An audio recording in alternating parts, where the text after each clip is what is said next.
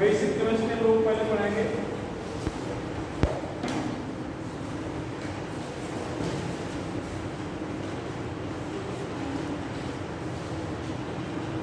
Basic chemistry नाम ही basic है, ठीक है।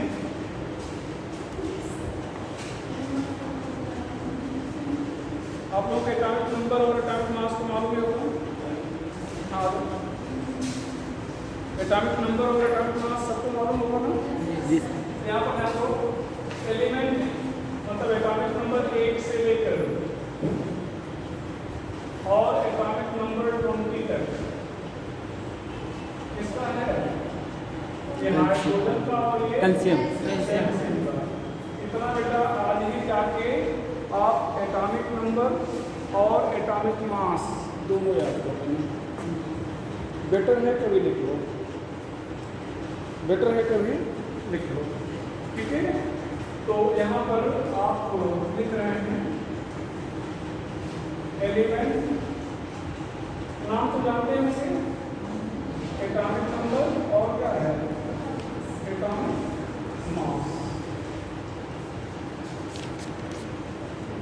एलिमेंट हाइड्रोजन है, नाम मैं लिख रहा हूँ, नाम मालूम होगा। हाइड्रोजन के बाद helium, beryllium, boron, carbon, nitrogen, oxygen, chlorine. यहाँ पर 1 2 3 फटाफट लिखो, 4 5 6 7 8 9 10।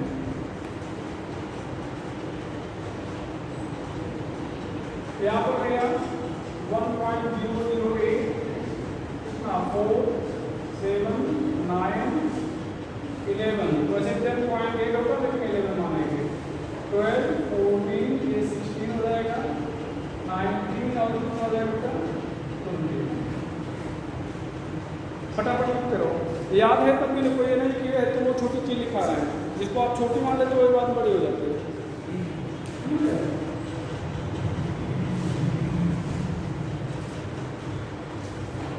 सभी लोगों के पास ऑब्जेक्टिव बुक तो होगी जी सर, है ना। ऑब्जेक्टिव बुक खरीद लो बेटा, कोई एक ऑब्जेक्टिव बुक, सब में क्वेश्चन हो रहे हैं, क्वेश्चन से आपको मतलब है, थ्योरी हम पूरा पढ़ाएंगे ना भैया। जो नोट्स लिखाएंगे आपका नोट्स प्रॉपर होगा, उससे बाहर आपको ढूंढने की कहीं की जरूरत नहीं पड़ेगी, समझ ना। कुछ मित्र बैठे हुए जानते हैं, तो नोट्स आपको पूरा मिलेगा, उसमें कहीं पर आपको ढूंढने की जरूरत नहीं पड़ेगी। हाँ, ऑब्जेक्टिव क्वेश्चन ले लो, बुक ले लो और ज़्यादा से ज़्यादा क्वेश्चन आप लोग प्रिपेयर करो, ज़्यादा से ज़्यादा क्वेश्चन आप लोग सॉल्व करो। जितना क्वेश्चन आप सॉल्व करोगे सिलेक्शन के उतना करीब पहुँचोगे। एक बात और क्लियर मान लो कि अगर आप क्वेश्चन नहीं बना रहे हो, आप जितना भी नोट्स चाहे जो टीचर लिखा रहा है पूरा रख लो, सिलेक्शन नहीं होगा। पूरा रख लो, मतलब एक एक शब्द रख लो, सिलेक्शन नहीं होगा। तब तक नहीं होगा जब तक आप ऑब्जेक्टिव क्वेश्चन नहीं बनाओगे। तो इसलिए कह रहा हूँ कि आप ऑब्जेक्टिव जरूर ले लेंगे और सॉल्व करेंगे। कहीं पर कोई डाउट है आप एनी टाइम पूछ सकते हैं, एनी टाइम मतलब क्लास में पढ़ा रहे हैं, क्लास में भी इवन भाई आप व्हाट्सएप कॉल या जो भी जैसे पूछना चाहें आप पूछ सकते हैं, आपकी समस्या हमेशा सॉल्व की जाएगी, ठीक है। तो ये चीज़ें चलो, तो ये याद हो गया। दूसरा मतलब इसको आगे कंटिन्यू कर रहे हैं यहाँ पर। इसके बाद क्या है सोडियम, सोडियम के बाद magnesium, aluminium, silicon, phosphorus, sulphur, chlorine, आगे आगे हो गया पोटेशियम, आर्गन, पोटेशियम, कैल्शियम। यहाँ तक आप याद रखेंगे। इसके बाद जो चीजें होंगी वो आपको क्वेश्चन में दी जाएंगी। यहाँ चलते रहो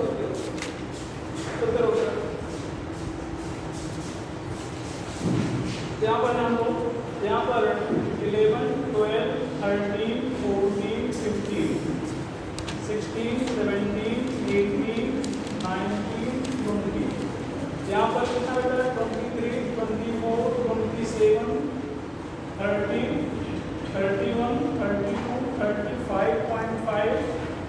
40, 39, 40।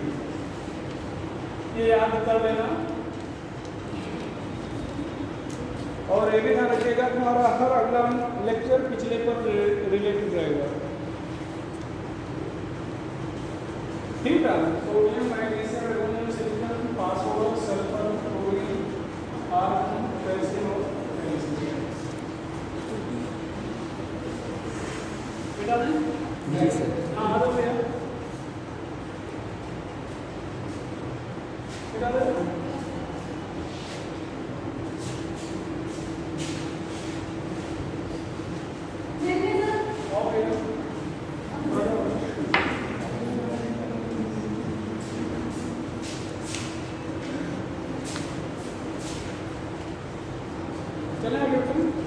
चलो आज हम लोग पढ़ेंगे बैलेंसिंग। बैलेंसिंग एक लैटिन वर्ड बैलेंसिया से डिराइव किया गया है और डिराइव किसने किया था? फ्रैंकलिन ने। किसने? फ्रैंकलिन ने। बैलेंसिया का मतलब होता है कैपेसिटी। तो बैलेंसिया का क्या मतलब है? कैपेसिटी। जिस बच्चे को हिंदी में डाउट होगा बता देना मुझे, उतना हिंदी आता है जितना इंग्लिश आता है। इस डाउट मत रहेगा कि इंग्लिश बोलना है सर हिंदी में बोलना है, ठीक है। बैलेंसिया का मतलब होता है कैपेसिटी, या हिंदी में क्षमता बोलेंगे। तो अगर इसकी डिफिनीशन बोला जाए तो combining capacity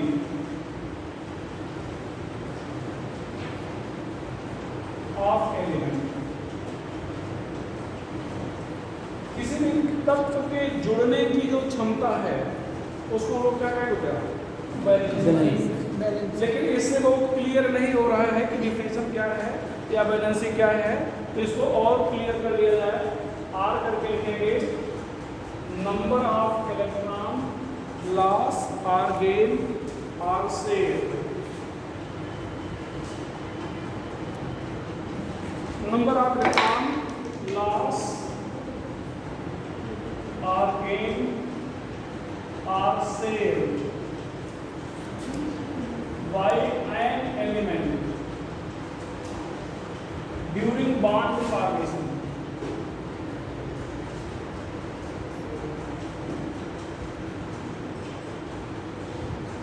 Number of electron loss are gained are shared by an element during bond formation.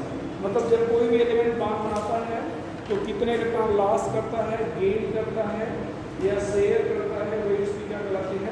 Balancing. ठीक है। It is always signless. It is always signless मतलब इसके पहले हम लोग साइन का यूज नहीं करेंगे। नेवर फ्रैक्शनल, नेवर फ्रैक्शनल, कभी भी ये भिन्नात्मक नहीं होगी। नेवर फ्रैक्शनल, कभी भी भिन्नात्मक नहीं होगी। It is fractional or zero. यहाँ पर ध्यान रखना, except hypothetic inert gas. Inert gas के लिए जीरो होगी। इनर्ट गैस किसको कहोगे? किसको कहो बेटा? Helium, neon, argon, krypton, xenon. इनके लिए हालांकि जीनान के लिए जीरो नहीं होती। जीनान के लिए जीरो नहीं होती। कंपाउंड बनाता है, इलेक्ट्रॉन देता है, लेता है, शेयर करता है, तो इसके लिए जीरो नहीं होती। हालांकि इनर्ट गैस के लिए हम लोग कहते हैं जीरो हो जाते हैं। तो इनर्ट गैस को छोड़ दिया जाए तो किसी भी एलिमेंट की वैल्यू की वजह जीरो नहीं होती। तो यहाँ पर आपको बताया गया कि ये इसके पहले लोग साइन का यूज नहीं करेंगे। ये भिन्न में फ्रैक्शनल मतलब भिन्न में नहीं होगी, ठीक है। और ये जीरो नहीं होगी, क्यों? इनर्ट गैस को छोड़ दिया जाए। Always whole number, always whole number, whole number में हमेशा होगी।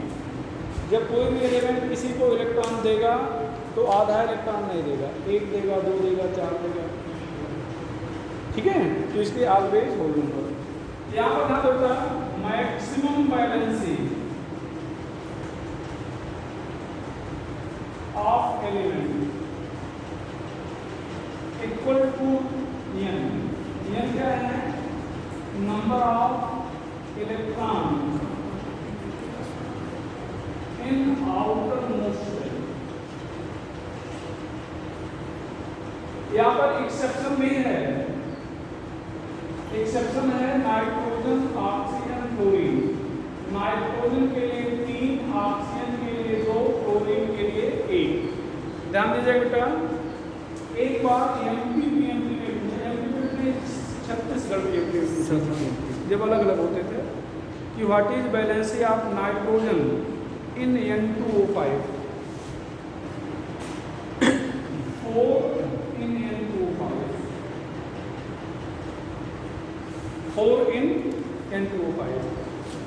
छत्तीसगढ़ पीएमसी जब अलग अलग होता था, अब तो नीट होने लगा, तब उसमें पूछा गया था कि N2O5 में नाइट्रोजन की वैलेंसी क्या है? That is 4। That is 4। ठीक है, तो चर्चा होगी बाद में जब केमिकल बॉन्ड वगैरह पढ़ाएंगे तो वहाँ पर ज़्यादा डिटेल में जाएंगे। ठीक है, अभी जानते हो कि नाइट्रोजन की मैक्सिमम वैलेंसी कितना हो सकती है? 4, 3। कुछ एक आध कंपाउंड है जैसे N2O5 हो गया, यहाँ पर क्या हो जाएगी? 4 हो जाएगी। आगे देखें बेटा, मिनिमम बैलेंसी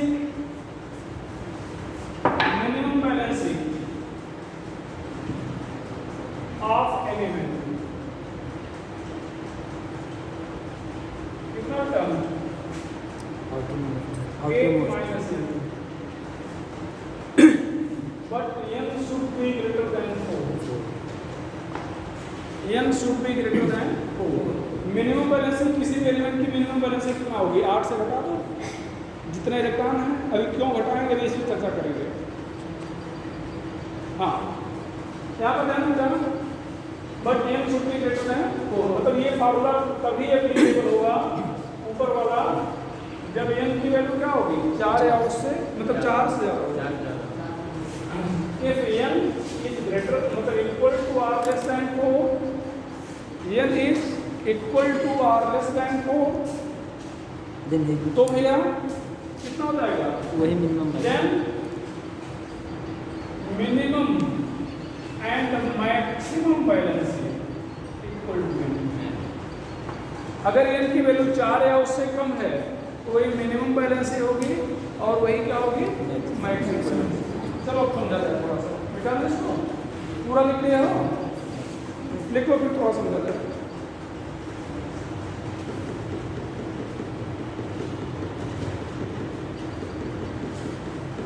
आप लोग बुक ले लिए हो? दोनों कर दिए।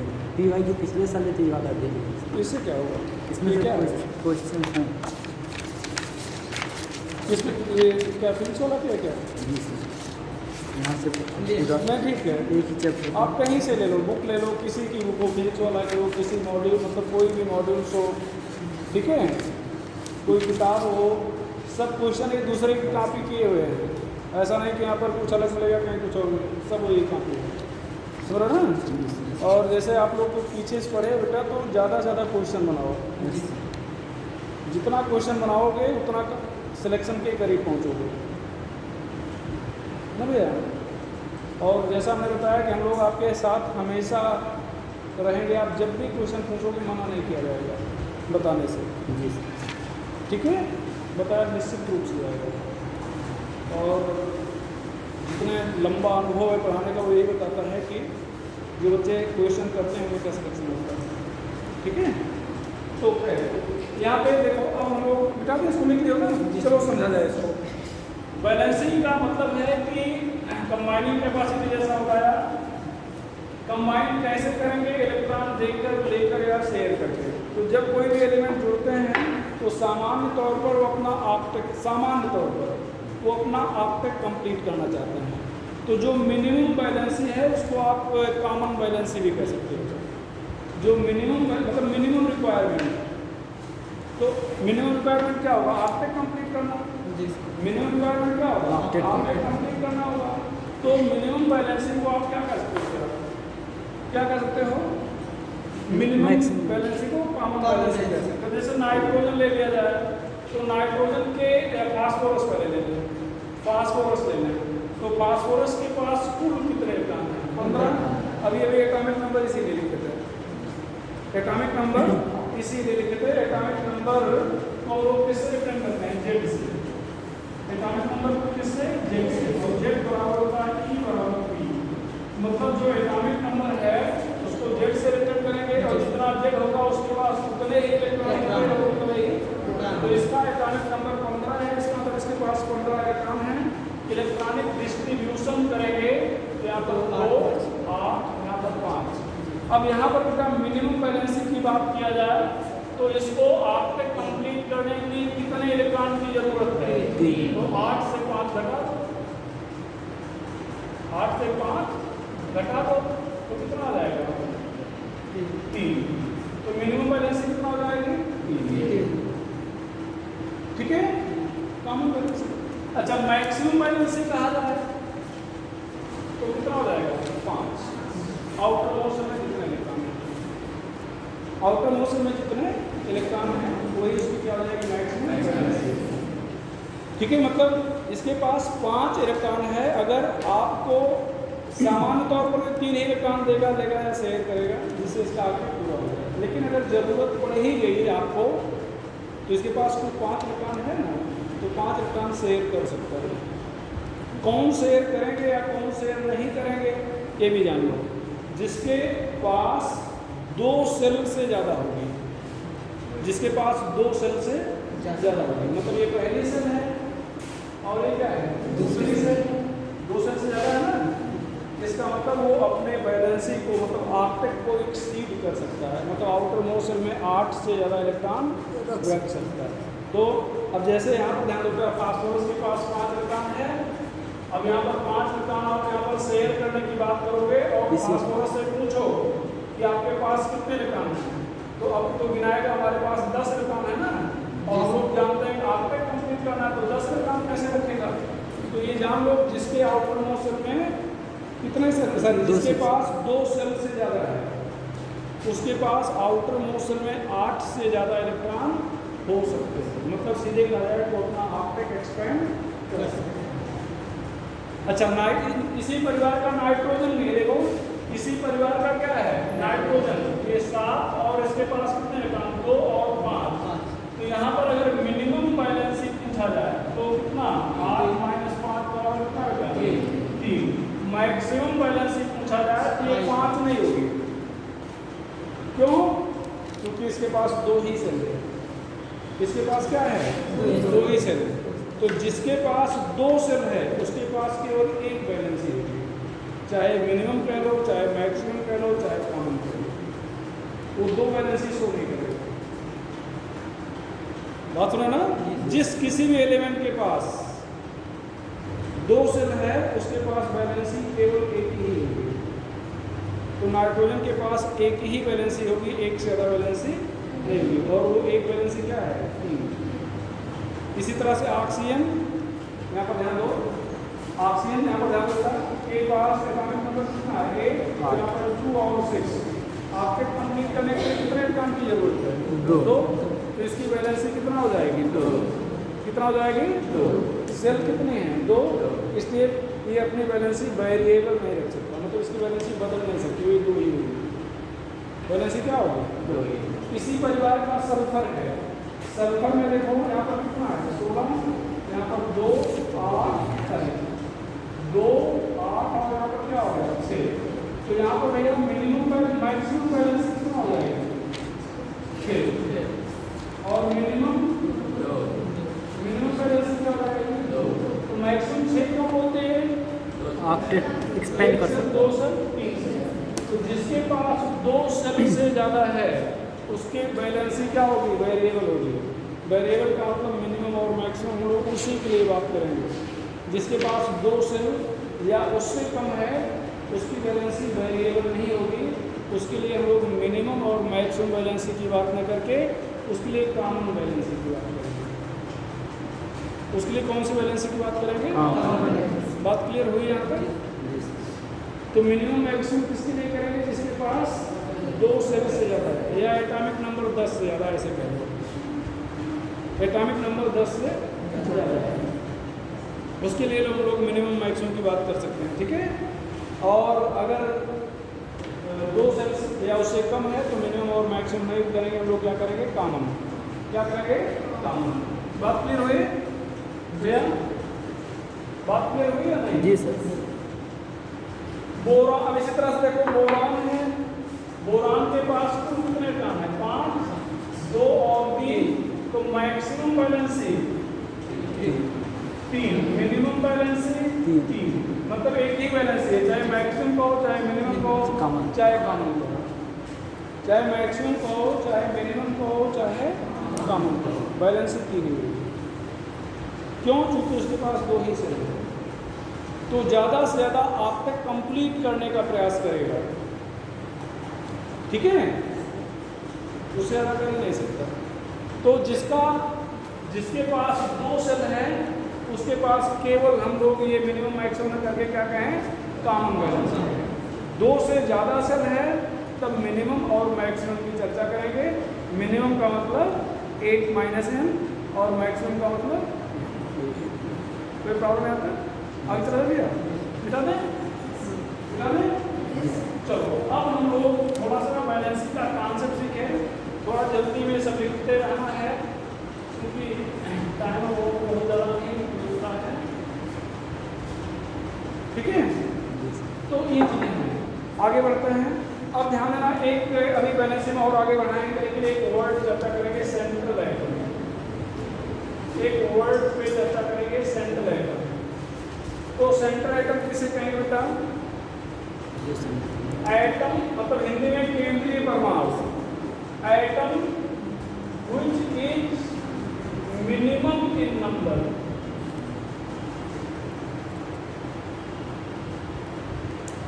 और which has minimum electronegativity.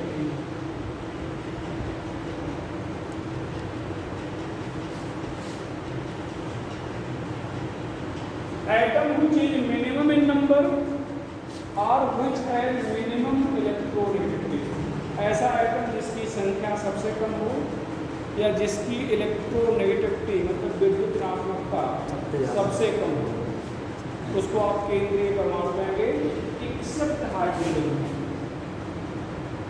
Accept hydrogen मतलब हाइड्रोजन ये रूल फॉलो नहीं करेगा, मतलब हाइड्रोजन कभी भी सेंट्रल एटम हो ही नहीं सकता, हाइड्रोजन कभी भी सेंट्रल एटम नहीं हो सकता। अब यहाँ पर सेंट्रल एटम कौन गया? कार्बन। कौन है? कार्बन। फटाफट बोलते चलो। Sulphur, xenon, phosphorus. यहाँ पर सेंट्रल एटम कार्बन, हाइड्रोजन नहीं हो सकता। यहाँ पर गया सल्फर, जिनान।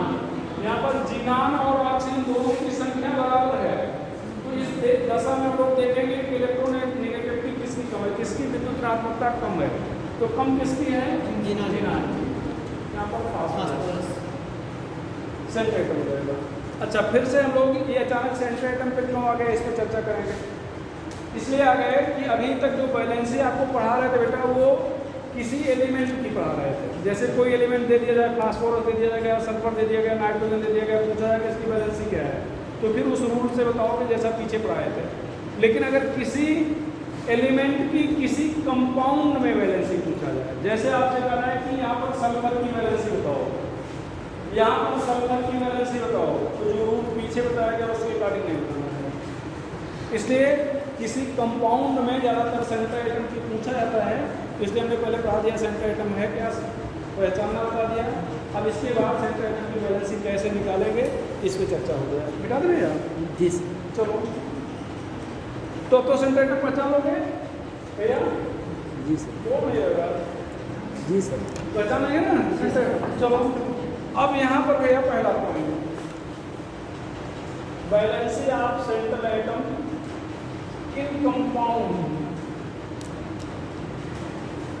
having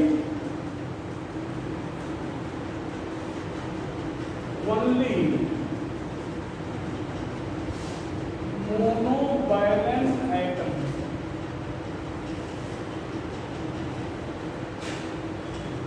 ठीक है, वैलेंसी ऑफ सेंट्रल एटम मतलब केंद्रीय परमाणु की संयोजकता, जिससे मोनोवैलेंस मतलब एक संयोजी परमाणु जुड़ा है, जिससे क्या जुड़ा है, एक संयोजी परमाणु, hydrogen, chlorine, chlorine, bromine, iodine, इनको एक संयोजी या मोनोवैलेंट एटम कहेंगे। तो यहाँ पर वैलेंसी क्या हो जाएगा का, valency number of monovalent atom,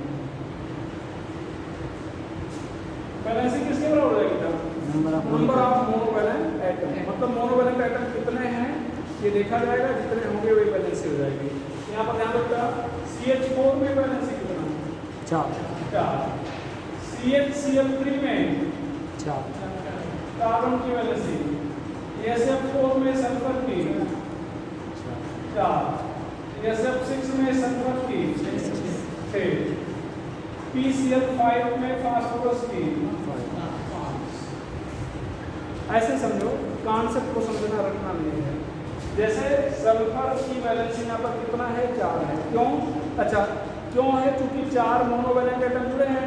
monovalent का मतलब जिसकी वैलेंसी 1 है, जिसकी संयोजकता 1 है। संयोजकता 1 होने का मतलब, वैलेंसी 1 होने का मतलब कि उसको 1 इलेक्ट्रॉन की जरूरत है। तो फ्लोरीन को मतलब ये भी जितने जुड़े हैं ये सबको 1 इलेक्ट्रॉन की जरूरत है। कितने इलेक्ट्रॉन की जरूरत है, 1। तो यहाँ पर 4 फ्लोरीन है, फ्लोरीन को 1 इलेक्ट्रॉन की जरूरत है, तो 1 फ्लोरीन 1 इलेक्ट्रॉन मांगेगा, तो 4 कितना मांगेंगे, 4, वैलेंसी 4 हो गई, बात खत्म। यहाँ पर देखो कार्बन को इलेक्ट्रॉन देना है, इसे इलेक्ट्रॉन मांगने वाले कौन कौन है, हाइड्रोजन और क्लोरीन। हाइड्रोजन भी 1 इलेक्ट्रॉन मांगेगा, क्लोरीन भी 1 मांगेगा, तो कितने मांगने वाले हो गए, 4, वैलेंसी 4 हो गई। ठीक है, आगे चल रहा है, मिटाना इसको। अगला valency of central atom in oxide, तो यहाँ पर ध्यान रखना V = 2 into number of oxygen atom,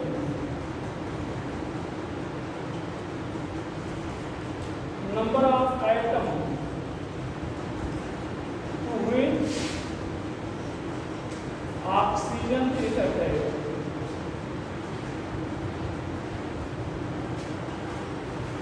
ध्यान रखना valency of central atom in oxide, oxide में केंद्रीय परमाणु की संयोजकता, फार्मूला क्या हो जाएगा, V = 2 into number of oxygen atom, ऑक्सीजन परमाणुओं की संख्या बटे उन परमाणुओं की संख्या, number of atom to which oxygen attached, मतलब उन परमाणुओं की संख्या जिनसे ऑक्सीजन जुड़ा हुआ है।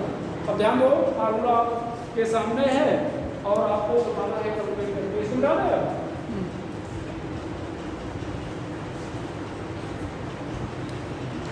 यहाँ पर P2O5, SiO2, SO3, Cl2O7, बेटा फार्मूला बताओ, 2 Al2O3। यहाँ पर 2 into नंबर ऑफ ऑक्सीजन कितने हैं, 5 बटे उन परमाणुओं की संख्या जिनसे ऑक्सीजन जुड़ा हुआ है, तो कितने से जुड़ा हुआ है, 2 से। यहाँ पर कितना हो जाएगा, 2, यहाँ पर कितना आ जाएगा, 5, यहाँ पर कितना 2 into 2, कितने सिलिकॉन से ऑक्सीजन जुड़ा हुआ है, 1, तो बटे 1 बराबर 4। यहाँ पर क्या करें, ऑक्सीजन कितने हैं, 3, 2 into 3 बटे उन परमाणुओं की संख्या कितने से डिवाइड करें, 6। यहाँ पर कितना आएगा, 2 into 7 by 2, 7। क्यों ऐसा किया गया भैया, फार्मूले में 2 गुणे ऑक्सीजन तत्वों की संख्या, तो 2 गुणे ऑक्सीजन कितने हैं, 7 बटे उन तत्वों की संख्या जिससे ऑक्सीजन जुड़ा हुआ है, तो कितना हो गया, 7। यहाँ पर 2 into 3, यहाँ पर 1 2, कितना होगा 3। यहाँ पर N2O5 में फार्मूला नहीं लगाएंगे, ऑलरेडी मैंने बता दिया है, 2 फार्मूला N2O5 में नहीं लगाएंगे।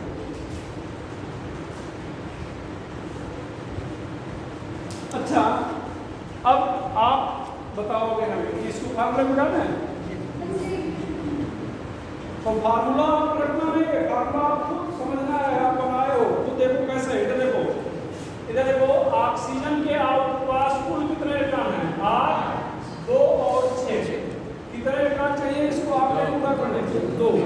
अब आप कोई भी एक ले लो, मान लो कि 2O5 ले रहे हैं, तो एक ऑक्सीजन को कितने इलेक्ट्रॉन चाहिए? 2।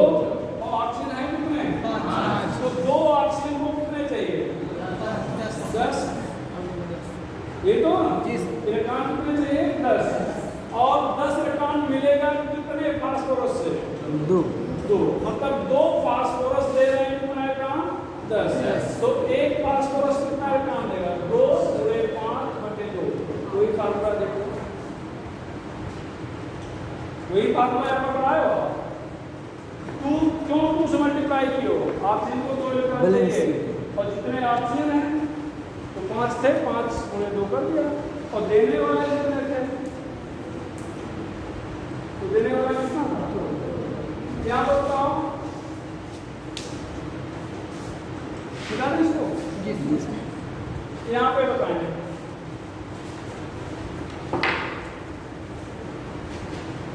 XeO2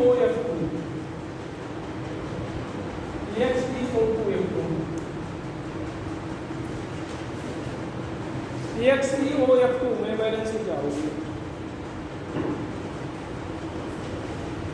XeO2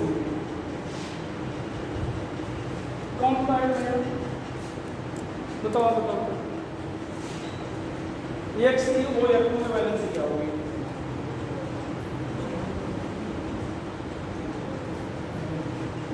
हाँ बेटा, भैया 2। हाँ 2। हाँ पहले में 0 दूसरे में 0 कैसे? बैठ जाओ।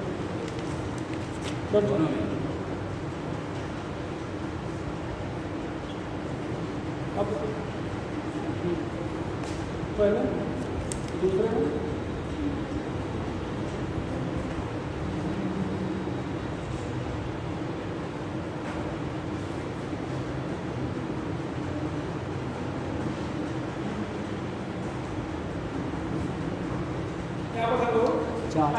ऐसे समझो। इधर देखो ऑक्सीजन को कितने का? अच्छा, अब यहाँ पर ऑक्सीजन भी है ना, और मोनोवैलेंट आइटम ये भी है। अब ऐसे सोचो कि ऑक्सीजन को कितने इलेक्ट्रॉन चाहिए? कितने चाहिए? और फ्लोरीन को कितने चाहिए? कितने फ्लोरीन है? तो एक फ्लोरीन को 1 चाहिए, तो 2 फ्लोरीन को कितना चाहिए? 2 फ्लोरीन को 2 चाहिए ना, तो 2 फ्लोरीन ले गया और 2 ऑक्सीजन ले गया, तो कितना इलेक्ट्रॉन चाहिए? कितना? 4 से कितना हो गए? 4। कितना हो गए? 4। यहाँ पर दोनों फार्मूला मिल गया है। यहाँ पर बताओ 6।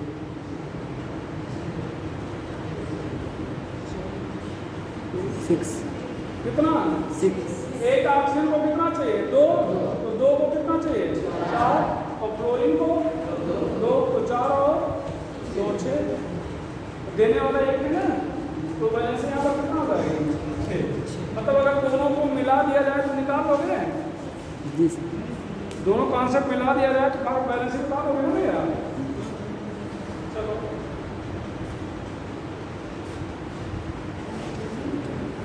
तो ये हो गया। अच्छा, एक और चीज बताना था, नोट करके।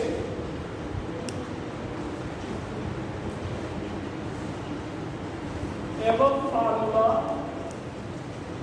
is not applicable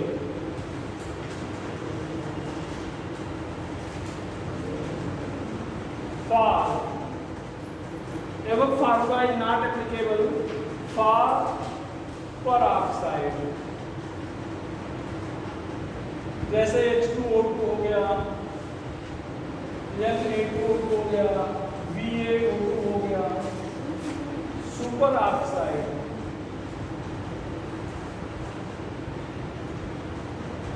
KO2। Super oxide किसको कहो बेटा?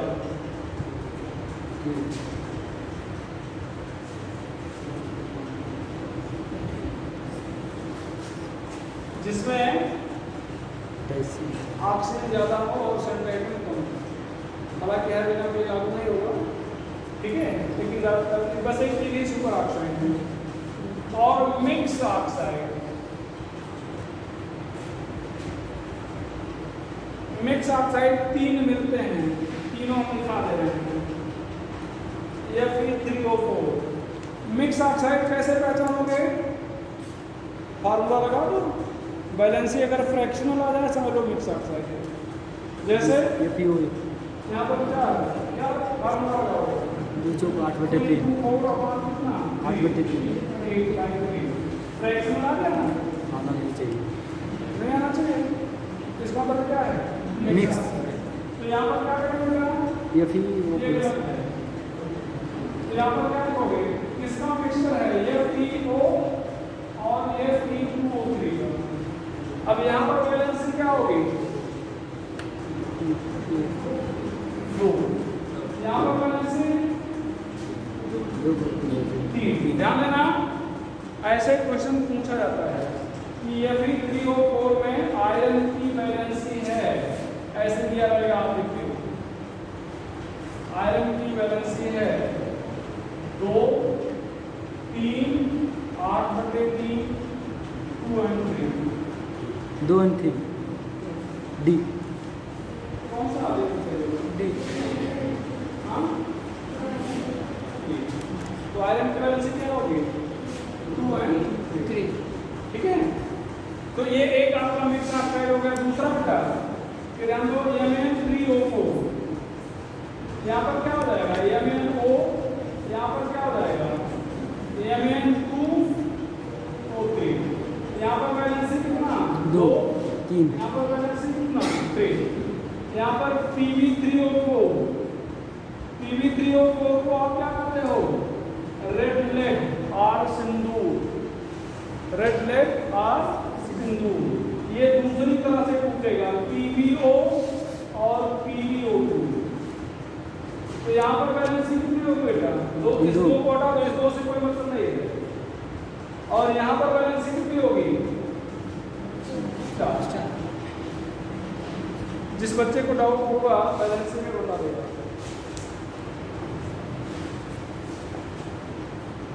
इसको क्या देंगे आप? जी भैया, आगे देखें।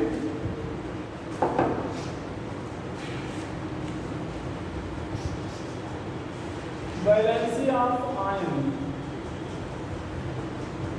बैलेंसी ऑफ आयन तीसरा पॉइंट है, equal to charge on it. Valency of ion equal to charge on it, मतलब अगर आपसे कहा है किसी आयन की वैलेंसी क्या होगी, तो आप कहेंगे उस पर जो चार्ज होगा, उस पर जो क्या होगा? चार्ज। यहाँ पर नाम रखा SO4 डबल माइनस की वैलेंसी कितनी होगी? 2 PO4 triple minus, NO3 minus 1, CrO4 double minus 2, Al triple plus, CO3 double minus.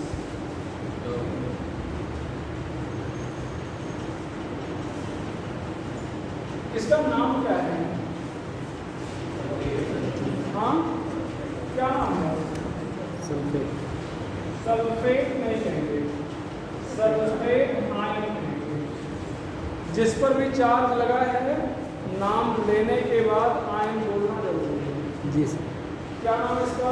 Phosphate ion. Phosphate ion.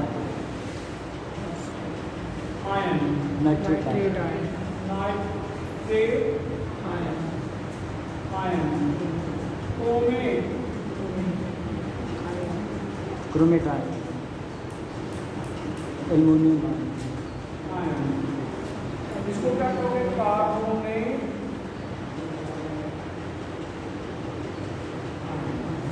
बाकी जाने रहे हो मैग्नीशियम लिखो फटाफट, और कुछ बताना है?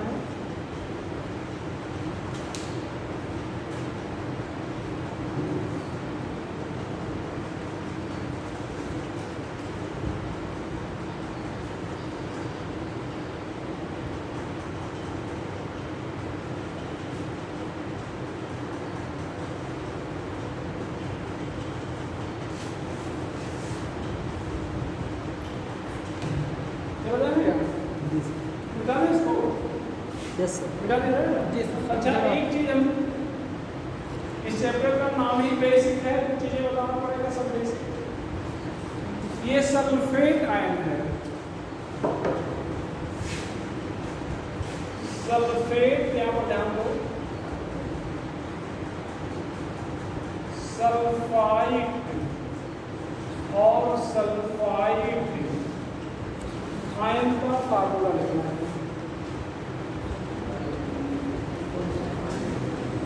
सल्फेट आयन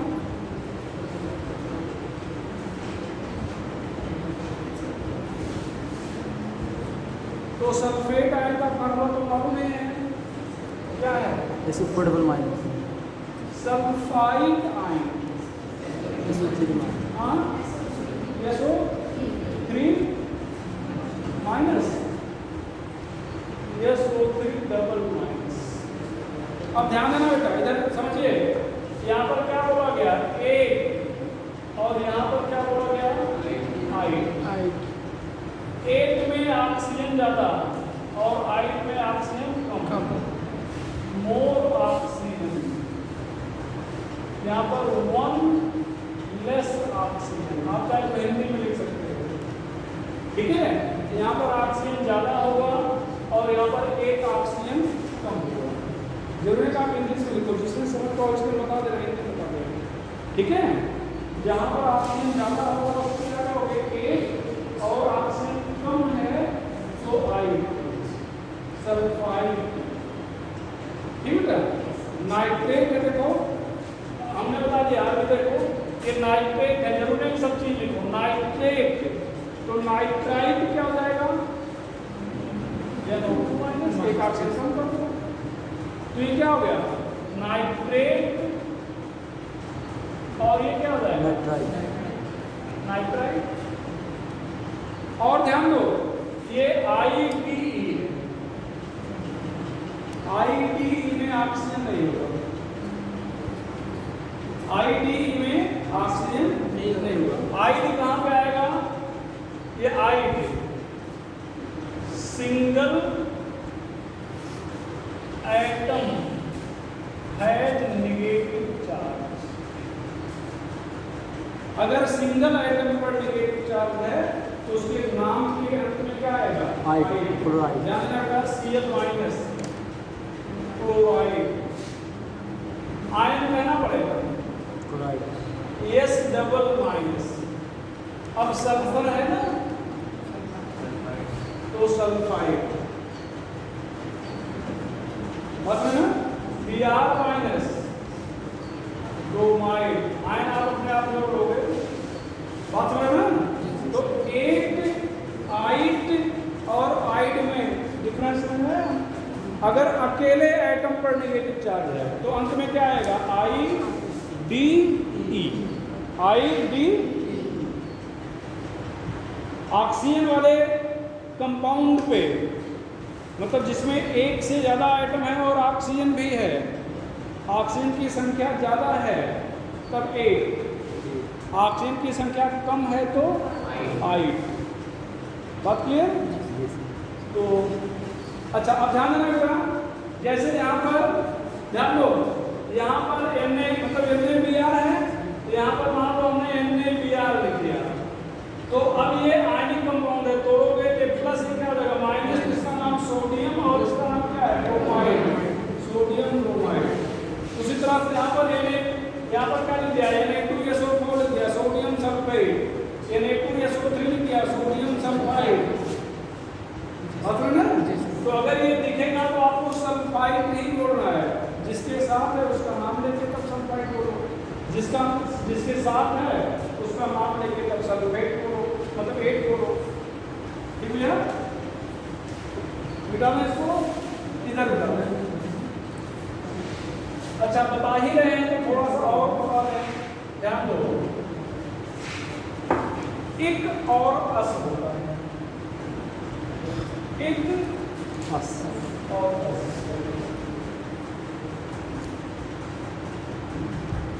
अगर आयन है, इक आयन, अस आयन, इक आयन और अस आयन। more positive charge और यहाँ पर 1 less positive charge या less positive charge।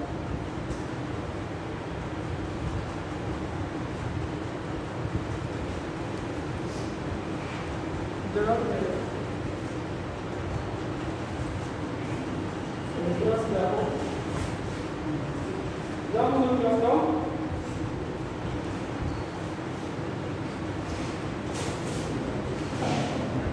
ध्यान देना बेटा, इधर है तो इसका नाम फेरिक आयन है। क्या नाम है? तो इसका नाम क्या होगा? Ferrous ion. Pb+4 प्लम्बिक ion. Pb+2 क्या है? प्लम्बस आयन।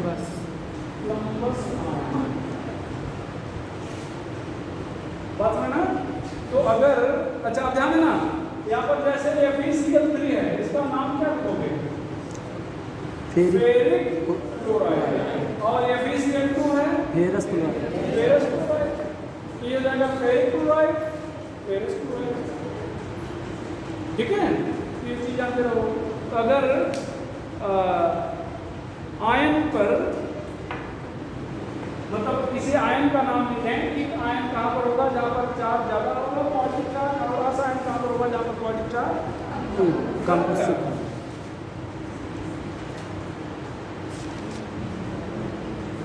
एक और चीज बताएंगे, इधर ध्यान देना, इधर एक acid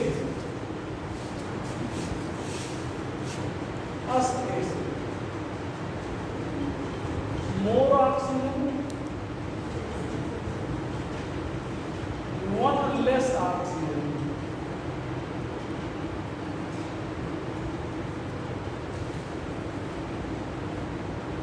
More oxygen, one less oxygen. मतलब ऑक्सीजन ज़्यादा है तो एक एसिड और कम एक ऑक्सीजन कम है तो एसिड। ध्यान देना बेटा, H2SO4 का नाम सल्फ्यूरिक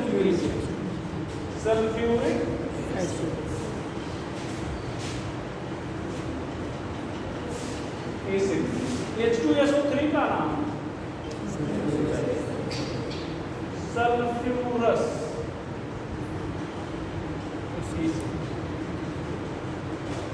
HNO3 का नाम नाइट्रिक एसिड। HNO2 का नाम बेटा नाइट्रस। अच्छा, अब अगर ये कब एप्लीकेबल होगा? जब आप मतलब दो ही एसिड बन रहे हैं तो ज़्यादा वाले को एक और कम वाले को क्या बोलोगे? मान लो दो से ज़्यादा है, दो से ज़्यादा बन रहे हैं, तो अगर एक से ज़्यादा हो गया तब क्या बोलेंगे? और 80 से कम हो गया तो क्या बोलेंगे? दो वर्ड हम लोग यूज करते हैं, एक वर्ड है हाइपो, दूसरा वर्ड है हाइपर। हाइपो का मतलब कम और हाइपर का मतलब ज़्यादा। तो एक से ज़्यादा हो गया तो हाइपर, हाइपर हाई हटा देते हैं, केवल पर बोल देते हैं। और 80 से कम हो गया तो हाइपर। जैसे ध्यान देना,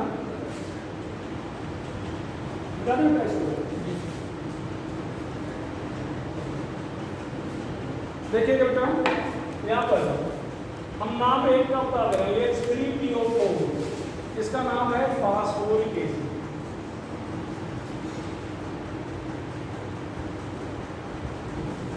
अब H3PO3 का क्या नाम होगा? फास्फोरिक। और H3PO2 का नाम क्या होगा?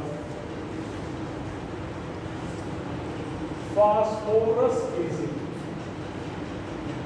अब देखो इधर देखो, अस से ऑक्सीजन कम हो गया ना, अस वाले में कितना था? 3, उससे कम हो गया। तो अब इसी अस वाले के पहले हाइपो लगा देना है। मतलब हाइपो का मतलब कम। इधर देखो, हाइपो का मतलब होता है कम, तो इसका मतलब ऑक्सीजन कम हो गया, किससे? फास्फोरस एसिड से। किससे कम हुआ बताओगे? फास्फोरस। फास्फोरस से। मतलब फास्फोरस में जितने ऑक्सीजन थे, हाइपो लगा देने का मतलब उससे एक एसिड क्या हो गया, ऑक्सीजन क्या हो गया, कम। तो हाइपो फास्फोरस एसिड। ठीक है? इधर एक बेटा इसी तरह से HClO3, HClO2, HClO, इसका नाम है क्लोरिक एसिड। इसका नाम क्या होगा? बोलो। Chlorous chlorous acid. और इसका नाम क्या था? परक्लोरस। इसका नाम हाइपोक्लोरस एसिड। और यहाँ पर HClO4 लिख दिया जाए। अब देखो एक से ज्यादा हो गया,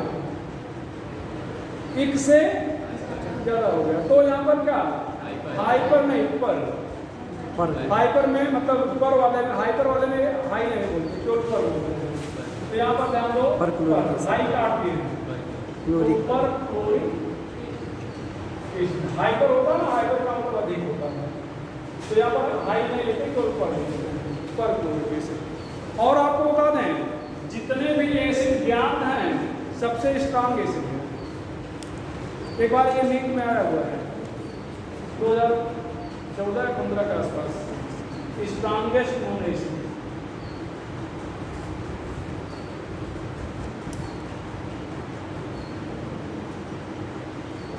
हिंदी में प्रबलतम ज्ञात अम्ल, strongest non acid.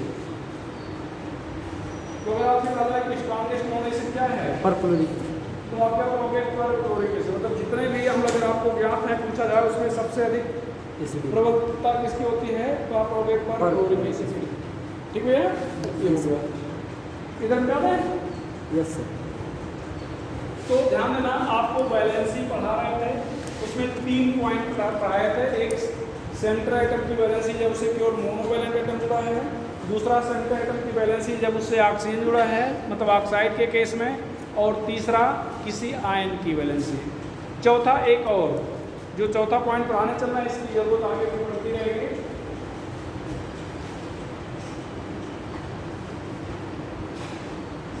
Valency of metal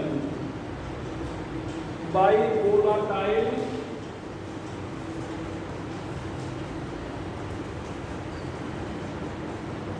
chloride metal. Valency of metal by volatile chloride metal. Volatile का मतलब हिंदी में होगा वाष्पशील। वोलाटाइल का क्या मतलब होता है हिंदी में? वाष्पशील। मतलब वाष्पशील क्लोराइड विधि से धातु की संयोजकता।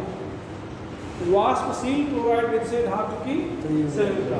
तो यहाँ पर वैलेंसी हो जाएगा 2 into vapour density upon E plus 35.5। इसकी जरूरत पड़ेगी हमें आगे क्वेश्चन कराते समय। एटॉमिक मास जब सॉल्व कराएंगे इस फार्मूले पर क्वेश्चन हम कराएंगे। VD क्या बेटा? Vapour density. Vapour density Hindi में वाष्प घनत्व। हम हिंदी बता जरूर दे रहे हैं लेकिन लिखेंगे नहीं। वाष्प घनत्व। और E क्या है? इक्विवेलेंट मास, तुल्यांकी भार। अभी पढ़ाने चल रहे थोड़ी देर में। इक्विवेलेंट मास हिंदी में तुल्यांकी भार।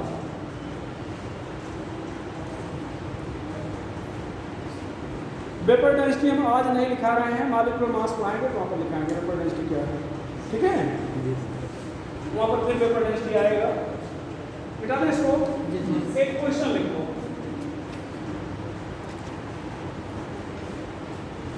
एक question, vapour density of A volatile chloride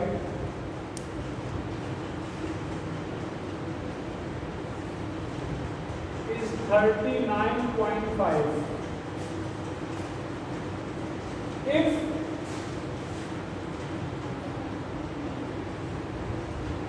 equivalent mass of metal is 4, find valence कितना हो जाएगा 2 कितना बेटा वैलेंसी 2 इंटू वेपर डेंसिटी यहाँ पर E प्लस 35.5 यहाँ पर 2 वेपर डेंसिटी कितना है 39.5 39.5 यहाँ पर इक्विवेलेंट मास O प्लस 35.5 इन दोनों को जोड़ेंगे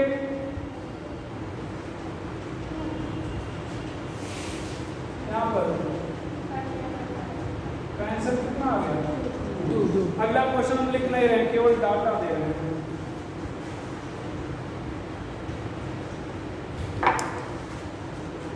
BD ऑफ volatile chloride कितना बेटा 55.5 इक्विवेलेंट मास 20 फाइन बैलेंस से आप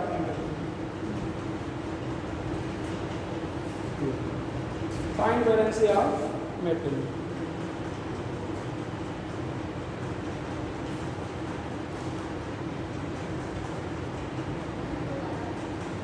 भैया कितना आएगा यहाँ पर भी तो 2 into vapour density upon E plus 35.5 बताओ क्या 2 इंटू 55.5 20 प्लस 35.5 कितना रहेगा 2 इंटू 55.5 अपॉन 55.5 वैल्यू कितना रहेगा कितना रहेगी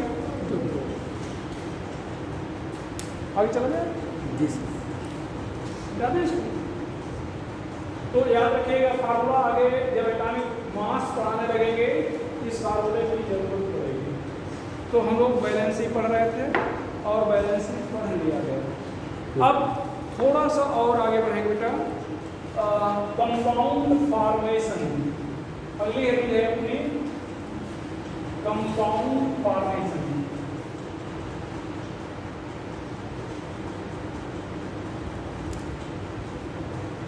हिंदी में कहेंगे यौगिक निर्माण हिंदी में कहेंगे यौगिक निर्माण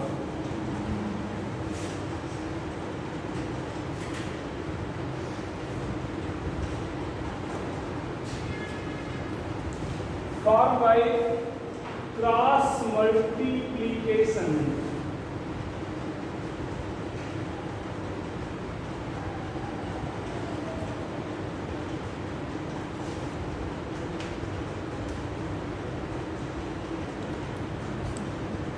of valency cross multiplication of valency मतलब संयोजकता के तिर्यक गुणा से संयोजकता के तिर्यक गुणा से ध्यान देना इधर क्या होगा यहाँ पर एक एलिमेंट A है दूसरा B है A की बैलेंसी 2 है B की बैलेंसी क्या है 3 इसको आप क्रॉस मल्टीप्लाई करोगे तो क्या हो जाएगा A 3 B यहाँ पर ध्यान देना क्या A की बैलेंसी x है और B की y है क्रॉस मल्टीप्लाई करोगे A y dx A की बैलेंसी 2 है और B की बैलेंसी 4 है A4 B2 A4 B2 अब जब दोनों डिजिट किसी सेम संख्या से कैंसिल हो जाएं तो कैंसिल कर दिया जाएगा तो सरल कर दिया जाएगा क्या करें B2B क्या लिखेंगे A to B1 क्या लिखेंगे A to B सरल कर दिया गया निकालें इसको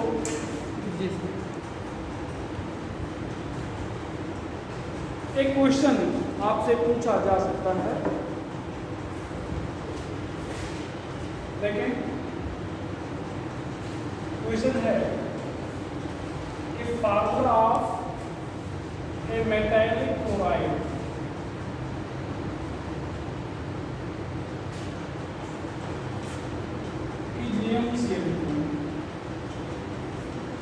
Formula of metallic chloride is AmCl2. Then find formula of its phosphate phosphate का फार्मूला क्या होता है? PO4 triple minus sulphate formula SO4 double minus and nitrate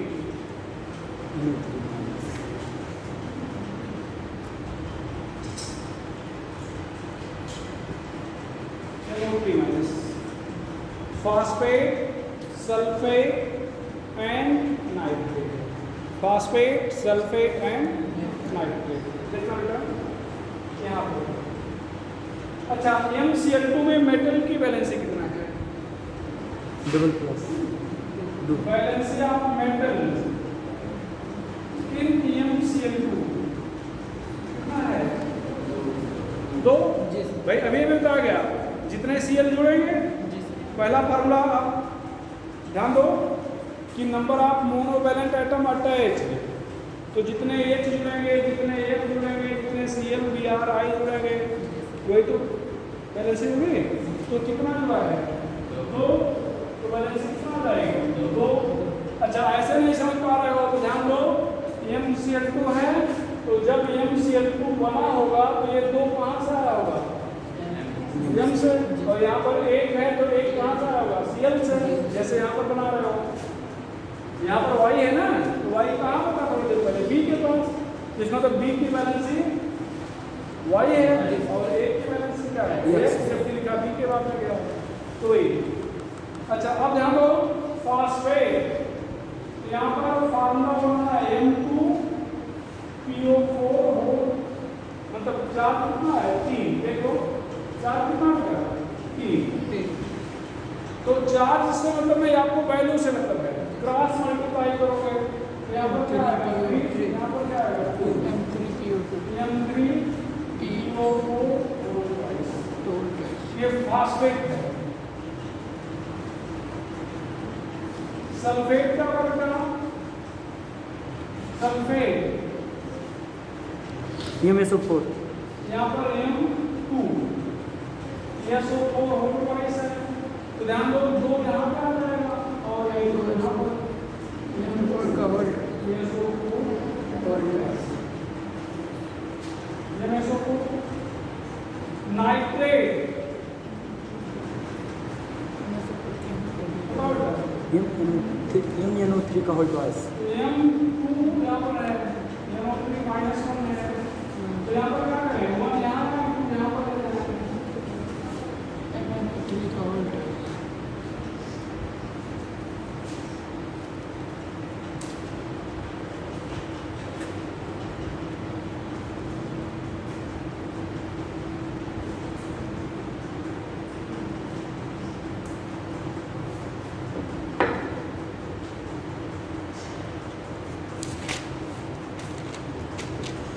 ठीक है अब तो बन जाएगा।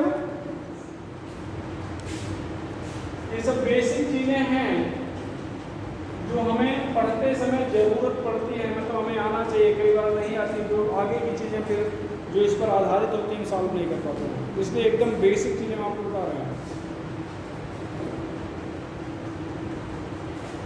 क्या उम्मीद करें कि आप लोग बना लोगे? चलो अच्छा इधर देखना बेटा कंपाउंड डिसोसिएशन, कंपाउंड डिसोसिएशन इसको भी सीखना है।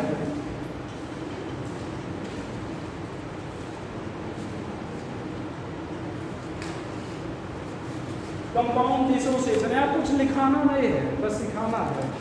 देखो यहाँ पर अभी अभी बनाए थे कंपाउंड को A2B3, जो संख्या बाद में लिखा है उसको पहले ले आएंगे। जैसे A के बाद में क्या है 2 तो 2 हो जाएगा, और जो दूसरे के बाद में है पहले के ऊपर 4 बना दिया जाएगा तो क्या रखें +3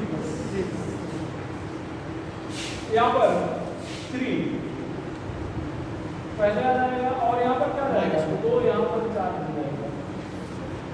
ध्यान देना अभी अभी कंपाउंड फॉर्मेशन आपको सिखा रहे थे, वहां पर बताया गया था कि जो ये फॉर्मेशन में चाहिए था ना कि जैसे 2 यहाँ पर क्रॉस मल्टीप्लाई करेंगे तो 2 यहाँ आएगा, 3 यहाँ जाएगा तो 3 यहाँ जाएगा, यहाँ पे है जो जहाँ से आया था वहाँ गया। ठीक है। डिसोसिएट फॉलोइंग कंपाउंड, इन कंपाउंड को आपको कहने दिखाएं।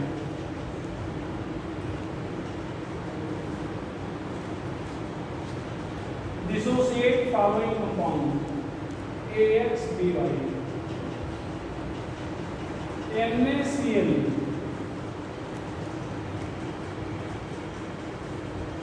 Na2CO3, Na2SO4,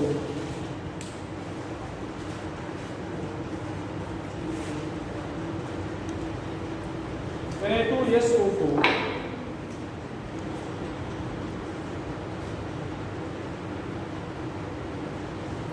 Al2SO4 whole thrice, Cu2Cl2, Hg2Cl2। कितने मिनट का समय है आपको? 2, 3, 4।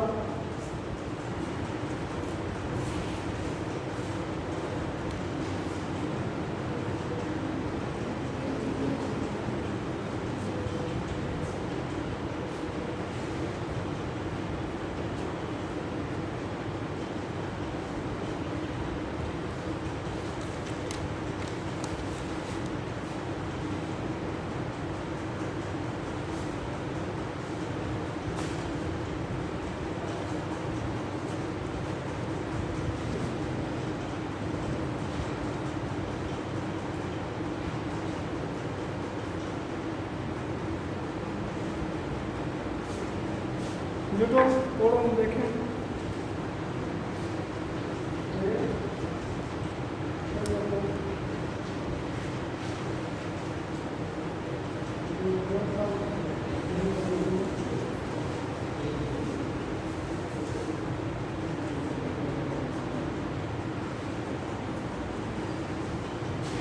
ये CO3 है, ध्यान दो।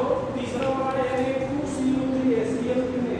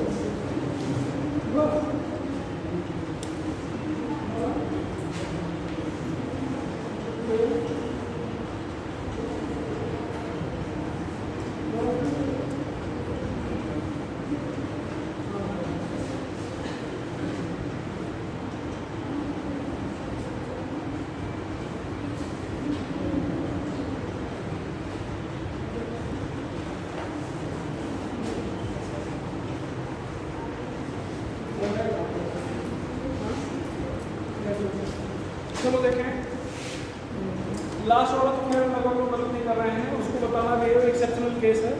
यहाँ पर एक बेटा, अब ये x पहले आ जाएगा और y इस पर क्या बन जाएगा, 4।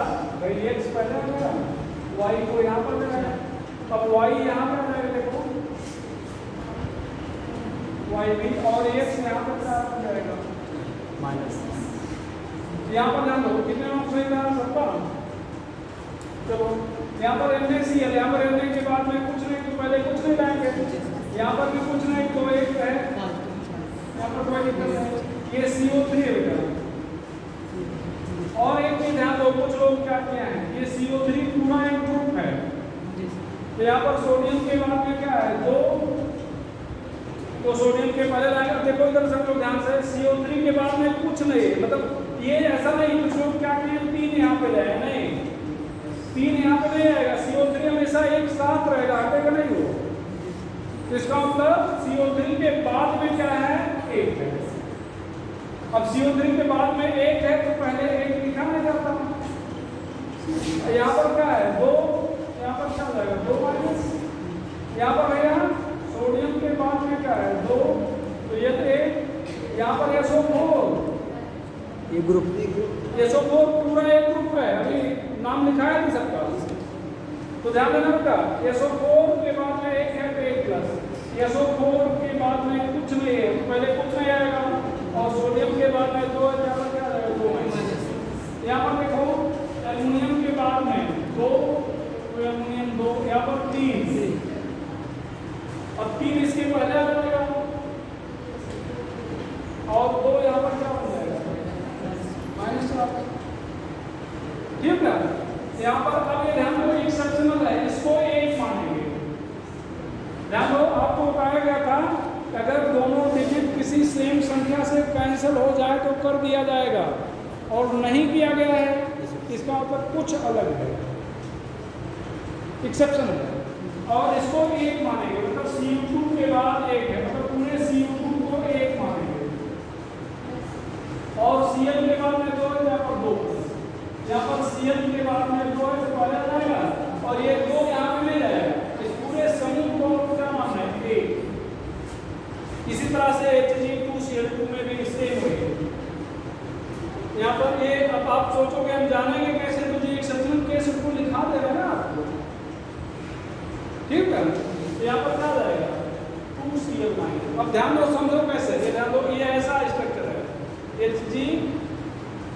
HgCl, अब इसको तोड़ दिए, यहाँ माइनस, यहाँ पर क्या होगा प्लस, इसको तोड़ दिए, ये माइनस में क्या होगा प्लस, और ये Hg के बीच का मान नहीं टूटेगा, इसका मतलब ये दोनों एक साथ रहेंगे। तो Hg कितने बार हैं 2 बार, और 1 प्लस 2 प्लस मिलके 2 ठीक है, और ये दोनों Cl अलग हो गए, तो 1 Cl और 2 Cl, और दोनों पर 1 माइनस, ठीक है। तो ये तरह से आपको आज बैलेंसिंग पढ़ाए, कंपाउंड फार्मेशन सिखाए और कंपाउंड डिसोसिएशन सिखा दिए। बाकी आप पढ़िएगा, कोई डाउट नहीं पढ़ेगा। अब अगले है लिखेगा equivalent mass. Equivalent mass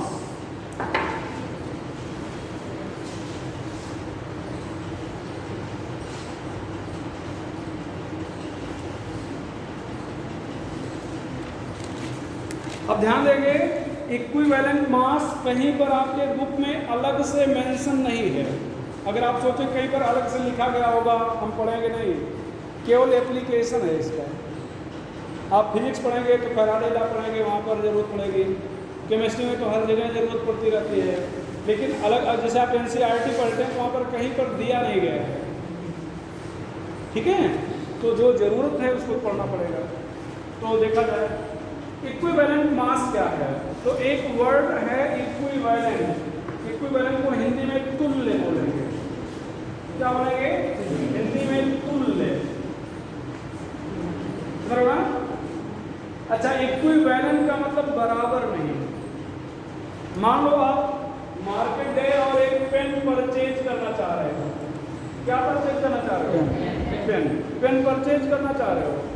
pen का दाम 10 रुपये है, तो यहाँ पर संख्या क्या लिखी है 10, यहाँ कि 10, तो 1 और 10 बराबर नहीं है, लेकिन एक पेन जो है वो 10 रुपए के तुल्य है। आपके जेब में जब तक 10 रुपया था तब तक ये पेन नहीं थी, दुकानदार को आपको 10 रुपया दिया, एक पेन आ गया।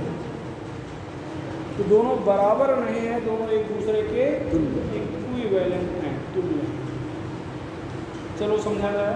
यहाँ पर ध्यान देना बेटा, ऑक्सीजन का इक्विवेलेंट मास होता है 8, क्लोरीन का होता है 35.5, हाइड्रोजन का होता है 1.028। ध्यान रखिएगा, जब भी कोई भी दो एलिमेंट जुड़ेंगे तो उनके सिमिलर इक्विवेलेंट जुड़ेंगे। जब भी रिएक्ट करेंगे सिमिलर इक्विवेलेंट क्रिएट करेंगे। इस लाइन को आप यूनिवर्सल ट्रूथ मानो, और इस लाइन पे हम बहुत सारे क्वेश्चन आपको कराएंगे। ये लाइन आपको याद रहेगी, बहुत सारे क्वेश्चन करने में आपको आसान हो जाएगी। जब भी कोई दो एलिमेंट जुड़ेंगे उनके इक्विवेलेंट हमेशा सिमिलर होंगे, सिमिलर जुड़ेंगे, बराबर। जैसे अभी आपसे कहा गया कि एक पेन 10 रुपए के इक्विवेलेंट है, तो इसका मतलब यहाँ पर 1 है, यहाँ पर क्या है 10। अब मान लो आपको 2 पेन चाहिए, तो इधर भी आपको 2 से मल्टीप्लाई करना पड़ेगा, इधर भी 2 से मल्टीप्लाई करना पड़ेगा। 3 चाहिए, दोनों साइड में 3 से मल्टीप्लाई करना पड़ेगा। ऐसा नहीं चलेगा कि आप इधर मल्टीप्लाई कर दो, इधर मल्टीप्लाई करो। तो जितना इधर मल्टीप्लाई कर रहे हो उतना इधर। ध्यान देना, हमने कहा कि ऑक्सीजन का इक्विवेलेंट मास कितना होगा बेटा, 8। ध्यान दो, एक कंपाउंड ले रहे हैं जिसका नाम है MgO, मैग्नीशियम ऑक्साइड। मैग्नीशियम का एटॉमिक मास अभी अभी लिखाया गया है और ऑक्सीजन का भी लिखाया गया है। कितना लिखाया गया है? 24। इसीलिए हमने लिखाया ही था कि ये सब कैलकुलेशन पहले चैप्टर में बहुत सारे कैलकुलेशन आएंगे, आप हंसते रहोगे फिर ये कहाँ से, इसलिए हमने कहा कि उसको आप याद रखिएगा। भले आपको आता है तो लिख लीजिए, कम से कम मालूम है, ठीक है। यहाँ पर ऑक्सीजन का एटॉमिक मास कितना बताया गया? 16। इसमें 8 कितनी बार है? 2 बार। मतलब इसका इक्विवेलेंट मास 8 है जो 2 बार जुड़ा है, तो इसका मतलब इसका भी इक्विवेलेंट मास 2 बार जुड़ना चाहिए। तो यहाँ पर भी 2 कर दो। अब किससे मल्टीप्लाई करें? 24 हो जाएगा, 12। 2 कैंसिल कर दो, मतलब 12 ग्राम मैग्नीशियम 8 ग्राम ऑक्सीजन से मिलेगा। तो 8 ग्राम ऑक्सीजन से या 35.5 ग्राम क्लोरीन से या 1 ग्राम हाइड्रोजन से कोई भी एलिमेंट का जितना मास जुड़ेगा या इसको रिप्लेस करेगा वही उसका इक्विवेलेंट मास होगा। वही उसका क्या करेगा? इक्विवेलेंट। अब समझिए थोड़ा सा, आपने एक कंपाउंड MgO लिया है, दूसरा MgCl2 है, मैग्नीशियम क्लोराइड। एटॉमिक मास कितना बेटा? 24। और Cl का एटॉमिक मास 35। 2 Cl है। अच्छा, संयोग से Cl का इक्विवेलेंट मास भी 35 है, तो Cl का इक्विवेलेंट मास कितनी बार होगा? तो इसका मतलब मैग्नीशियम का भी इक्विवेलेंट मास कितनी बार होना चाहिए? 2 कैंसिल कर दो। 12 ग्राम मैग्नीशियम से 35.5 ग्राम क्लोरीन जुड़ा। 12 ग्राम मैग्नीशियम से क्या जुड़ा बेटा? 35.5 ग्राम क्लोरीन जुड़ा। आप लोग मेडिकल की तैयारी कर रहे हो, डॉक्टर बनोगे, ठीक है, डॉक्टर के बारे में जानते भी होंगे। आप कई बार देखे होंगे, आप किसी पेशेंट को लेके गए डॉक्टर को दिखाएं, डॉक्टर करता क्या है, दवा लिखा, आप दवा डॉक्टर ने लिखा और दवा आप क्या करते हो? परचेज करने जाते हो। दुकान पे आप परचेज करने गए, तो जब दुकान पे आप परचेज करने जाते हो तो कई बार स्थिति क्या बनती है? स्थिति ये बनती है कि दुकानदार कहता है कि जो दवा आप लिखा है डॉक्टर ने, ये दवा हमारे पास नहीं है, लेकिन यही सेम फार्मूला का दूसरा दवा हमारे पास है। मतलब जो काम ये दवा करेगी वही काम दूसरी दवा भी करेगी। कहता है कि नहीं कहता? सुना है कि नहीं सुना? कई बार ऐसा होता है कि ये दवा तुम्हारे पास नहीं, लेकिन यही फार्मूले के दूसरे दवा है, या जो काम ये दवा करती है वही काम ये दूसरी दवा भी करेगी, आप इसको ले लो। तो आपके ऊपर है दवा की आवश्यकता कितनी है, ज़रूरत कितनी, उसके हिसाब से कई बार लेते हो, कई बार मना कर देते हो। ये होता है। अब यही सेम चीज़ है, आप मैग्नीशियम से रिएक्ट कराना है ऑक्सीजन को, आप गए परचेज करने, मार्केट में गए हो परचेज करने, दुकानदार कह रहा है कि ऑक्सीजन तो हमारे पास नहीं है, जो काम ऑक्सीजन करता है वही काम क्लोरीन भी करेगा। और संयोग से ये चीज़ आपको भी मालूम है कि जो काम ऑक्सीजन कर रहा है वही काम क्लोरीन भी करेगा। तो दुकानदार ने आपको कन्विंस कर लिया, चूँकि आप जानते थे तो आपको बहुत ज़्यादा दिक्कत नहीं हुई, आप उसके बाद में आ गए, हाँ ठीक है कि ठीक ऑक्सीजन नहीं दे दो, क्लोरीन ही दे दो। ऑक्सीजन अगर मांगते तो आप उससे 8 ग्राम मांगते, कितना मांगते? 8। क्लोरीन कितना मांगोगे? 35.5। क्लोरीन 35.5 मांगोगे या 8 ही मांगोगे? 35.5 मांगोगे ना, 8 तो नहीं मांगोगे। क्या 8 ग्राम और 35.5 ग्राम बराबर है?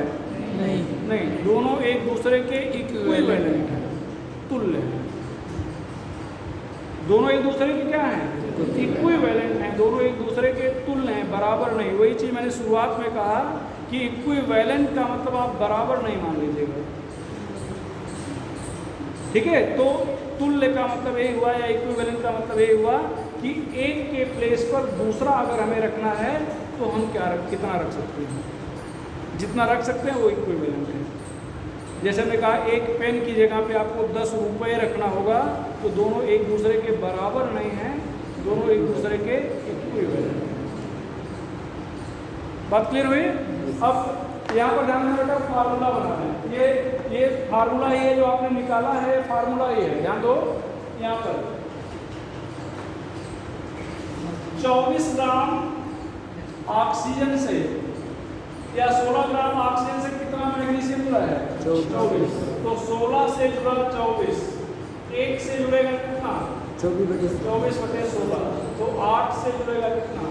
24/16। ये 24 क्या है? मास ऑफ मेटल, ये मास ऑफ ऑक्सीजन इंटू 8। ये फार्मूला है, ये फार्मूला बनाना चाहिए। तो अब डिफिनेशन लिख दिया जाए और फार्मूला लिख दिया जाए, ठीक है। मिटा दो इसको। जी sir.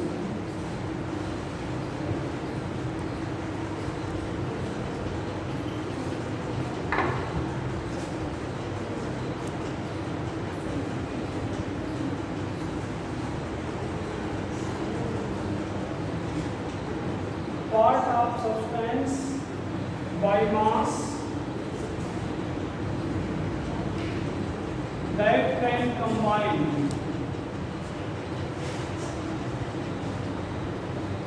or replaces, that can combine or replaces कितना बेटा? 8 ग्राम ऑक्सीजन और 35.5 ग्राम क्लोरीन और बेटा 1.008 ग्राम हाइड्रोजन। एक नॉन आयन, यहाँ पे इसको नॉन आयन पढ़ेंगे, जो बच्चे नए हैं वो देख लें। Non ion equivalent mass